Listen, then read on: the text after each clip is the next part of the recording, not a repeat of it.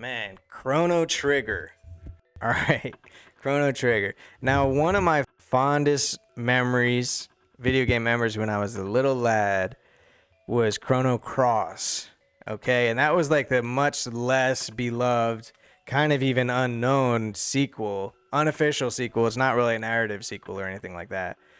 And so I always figured, not only because Chrono Trigger was so hailed and celebrated, but I figured if I liked Chrono Cross, I really should play Chrono Trigger.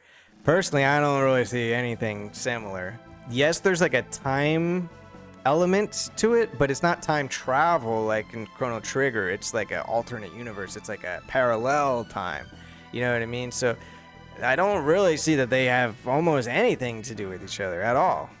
But also because I played Sea of Stars, which was apparently inspired by Chrono Trigger. So I felt like I should play it because it's a classic. You know what I mean?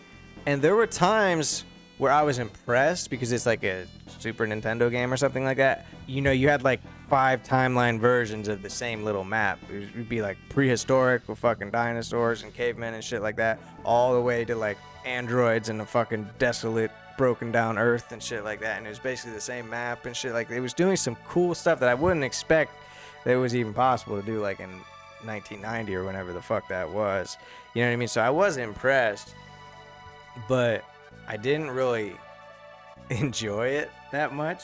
I remember being like pissed off and just like I almost wanted to like throw a party when I finished the game. There's like multiple endings and stuff like that, and that really has got to be probably one of the first instances of multiple endings and fucking branching narratives and shit like that. Like, I know it was impressive, but coming to it now, it's hard to appreciate some of the things, and a lot of it was just frustrating to me.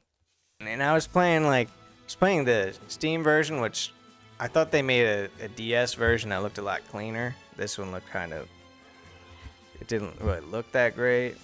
Here's the thing is that it was so easy that I was able to just put it on like fast forward mode and they would just auto attack things to death.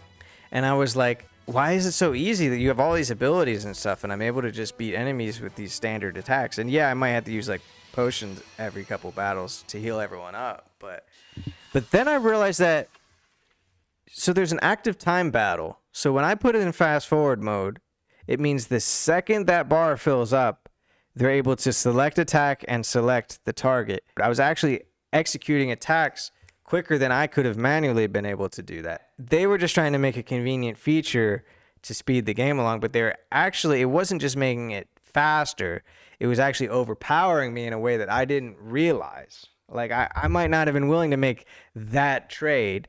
Obviously, I was willing to make the trade like, okay, I'll hit this button and you save me time. But I wasn't necessarily realizing the transaction I was making was I'll hit this button and you make the game trivial for me. I didn't realize I was making that concession. But the result is when the regular battles are so easy, the result is that when you make it to a boss, you don't have those muscles. You know what I mean? They haven't been teaching you to think in a certain way or to strategize in a certain way or to even be aware of what your abilities do and stuff like that. And then the bosses will like smack you and you have to go on a guide and figure out how to do it. Eventually I'd find out whatever, once you figure it out, it trivializes it. It's like, oh, cast fire at its feet or whatever. You know what I mean? Whatever it is. And then it just makes it so trivial. But I didn't really like how it would be this hard roadblock, a very difficult boss fight, even though my experience prior to that was like a cakewalk. I didn't like the balance of it. And that, like I said, that goes for all of those old school games that I played recently, where it's like, I don't know, I feel like I could use, in an action game or something, I could use my skill to overcome a challenge. But sometimes it feels like in these turn-based RPGs in particular, it feels like there's just some arbitrary thing you might be lacking. Like, oh, maybe your level isn't high enough. You just need to grind more, or you just aren't aware of this tactic that you need to do. So I don't really love that. You know what I mean? I do have nostalgia for turn-based games, but as I go back and play them, I realize they're kind of shitty in certain ways. You know what I mean? But I didn't really love the story, although I was impressed on a technical level of what they were doing with the timelines and the multiple endings and stuff like that. So I was impressed by that. But ultimately, I was glad when the game was over. I remember I was like, I want this to fucking end. You know what I mean? And I didn't feel nostalgia towards this like I did for Final Fantasy. Like, I was frustrated with some of those, but I was like, oh, it's Final Fantasy. You know what I mean? I didn't have that with this. So